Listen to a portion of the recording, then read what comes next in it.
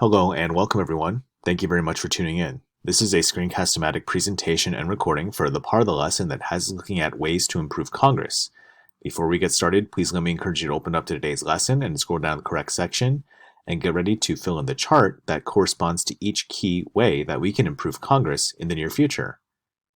Please remember that you can play any part of this presentation for detailed clarity or repetition later on. Let's go ahead and get started. A call to the new Congress, 9 ways to improve how you get things done. Let's begin. Our system of congressional governance is in need of change, and it will take real courage to do it. I believe in our Founding Fathers' vision for a democratic system with the appropriate separation of powers and defined accountabilities. By definition, it will always be a bit messy and at times necessarily difficult.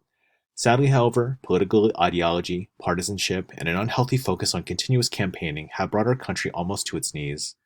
Lawmakers must shift their focus from pure back-home constituent or special interest group support to what is best and right for the American people. This is the time to be practical, not political. With social insurance, healthcare, tax reform, immigration, and many other big policy issues facing our nation and placing pressure on our finances, Congress needs to act, and the time is now. The following are 9 of my recommendations for a stronger congressional leadership and a better Congress for all.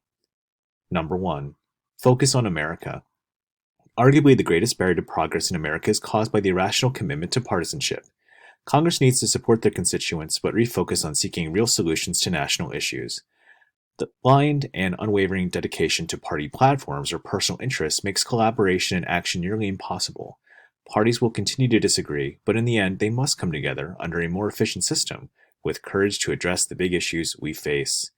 Managing the deficit, reforming social insurance programs, tax code overhaul, terrorism, immigration, regulatory reform, budgets, processes, etc., are not local issues. They affect us all equally, and America needs a united leadership willing to take action. Last I checked, it is one country that needs to be a government to lead us. Number 2. Make decisions. Inaction, passive resistance, silly filibustering, and many other behaviors make our Congress look childish, and nothing gets done. The American people never really know if members are legitimately far apart on issues or just pretending to be for political benefit. Either way, Congress needs to be in the business of making decisions in a timely manner in a way that is proactive, not reactive, and it is effective for the strength of America. Debate, discussion, and disagreement can be healthy, but not when it results in an effective outcome or no outcome at all. Holding one piece of legislation or a budget hostage to place pressure on another party on an unrelated issue is a huge waste of the taxpayers' time and money and is unethical. I was appalled one day when a senior congressional staffer said to me, "You don't understand, our sole job is to screw the other side." It's not only slows the process dramatically, it causes all of Congress to lose credibility and our country to stagnate. Decisions will not be popular with all. That is not a reason not to make them. Just because something is difficult does not mean you shouldn't do it. And that is why we elected you. Regarding a nominee for an open cabinet position, Senator Coburn recently told me, we need appointees who are willing to be fired. In other words, someone who is willing to make tough decisions to get things done. Congress needs to follow suit. Making decisions requires logic, judgment, data, and a process for reaching the end.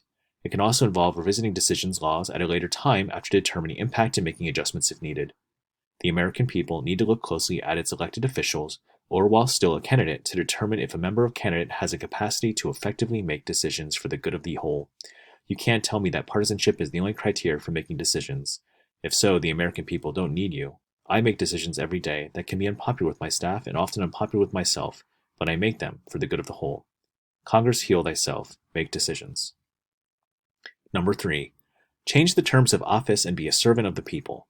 Serving as a member is a privilege and a position rooted in public service. To ensure members always have the nation's best interest in mind, the terms of office should be changed so that members of both houses can serve 1, or at least most 2, 4-year staggered terms with no re-election possibility.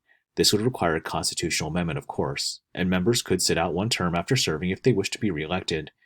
Taking away the burden of re-election would allow members to base their work on their commitment to the public service rather than special interests and party politics.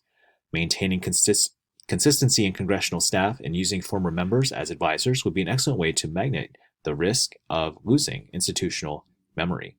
Ultimately, action must be taken to help refocus our members and renew their commitment to service, humility, and the American progress.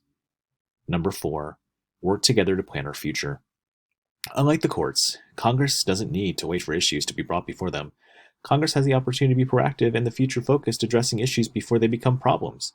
Every 2 years, members should meet with the President in a retreat format to identify important forward-thinking and growth-oriented initiatives. Meet as Americans representing Americans with a common agenda to decide what the federal government should do and what it should not do, and how to best get there. Yes, there will be disagreements, but these conversations will encourage collaboration and help prioritize the needs of the nation. The American people deserve to see real and effective government leaders working together towards common national interests. Number 5. Create a 20-year plan to balance the budget for good. We need to start living within our means. Rather than suggesting it, let's pass a law requiring it. America doesn't need a temporary fix, so let us commit to the long game and take necessary amount of time to get it done. Have exceptions for times of crisis and realize that we can still borrow money, but place caps on borrowing real ones. We must be able to service our debt and associated interest at a reasonable level in order to continue providing for our country. Number 6. Change to a biannual budget cycle. Given the size, scope, and requirements of agency programs and infrastructure development, 1 year is no longer enough time to generate traction and deliver results. Agency leaders spend far too much time addressing the conscientious budget process and not enough time focusing on program agency effectiveness. Congress should move to a 2-year budget cycle for most agencies. Incentivize agency leaders to use their money more efficiently by allowing them to carry out their unused funds with proper justification. Obtain supplementals or return money to the Treasury without penalty. Allowing these leaders to focus on meaningful and measurable results rather than budget politics will ultimately save money and increase efficiency. Having appropriate checks and balances and reporting requirements will assure responsible use of funds. Number 7.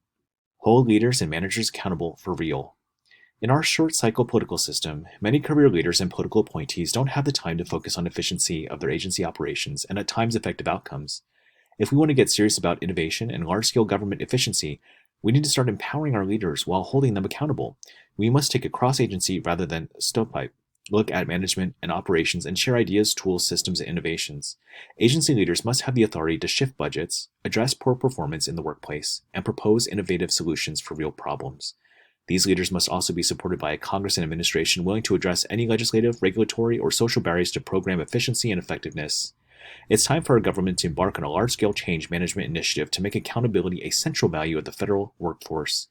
It is also time to require shared services. Congress should pass legislation currently pending in both the House and the Senate to establish a government transformation board, which will create a statutory tool for Congress to ensure government programs are efficient, effective, economical, and credible. Number 8. Create a Congressional Office of Communications. Congress needs to start rebuilding its credibility in the eyes of the public. Create a nonpartisan Congressional Office of Communications to share information, activity, and results with the American people. Use layman's terms to explain various views on proposed legislation, including who is sponsoring and advocating for each position. Identify what the CBO says it will save or cost over a period of time. Be transparent about earmarks. State simply how a bill will impact the American people. Provide an online tool so that American people can voice their opinion and concerns, quickly tabulating their responses for input on the decision-making process, and the American people need to be more informed and given a clear channel for open communication. It also helps us solidify a culture of transparency and accountability, modeled after nonpartisan agencies known for reporting it like it is, such as the CBO or the GAO. The American people are resilient, and they can handle the tough news as long as they know it is fair, transparent, and has strong leadership addressing it. And number 9, modifying the rules of engagement for effectiveness. We don't need to change the fundamental way laws are developed and passed, we just need to streamline the process. Here are just a few ways to cut back on inefficiency in Congress. Reducing the size and complexity of debates, filibuster, and grandstanding. Expanding the size and number of committees so more time and effort can be spent on getting it right. Linking authorization and appropriation committees, allowing for guaranteed votes on certain major issues, permitting senior staffers to hold less formal hearings and obtain testimony. We need to provide for stronger issue and legislative vetting before going to the floor for a vote and consider allowing more up and down votes. There will still be debate and discussion, but it's important to identify the inefficient intricacies of the process and eliminate or streamline them so that the House and Senate can begin getting more done for the American people. The American people deserve to see leadership in action and results. Here's the final section. It's time for action. Act now. Let the Congress be known for getting things done. We have major issues that we can no longer afford to avoid or postpone. Inaction is unacceptable. Put these issues on a schedule for all and to see to start tackling and blocking. Implementing leadership reforms will help you do the people's business more effectively. There are pros and cons for each of these suggestions, and I'm sure I will be accused of being naive or unrealistic, But recent midterm elections have shown that the American people will no longer tolerate a failure to act. Our government must focus on true leadership reforms in order to start making the progress that it will assure America stays a great nation. I want to be proud of my government, not embarrassed by it. So there you guys have it, some key ways upon which we can actually change and advocate for a better Congress. Only time will tell if any of these changes will come to fruition and if Congress will become more effective and efficient. Thank you very much for tuning in, and good luck with completing the rest of the lesson.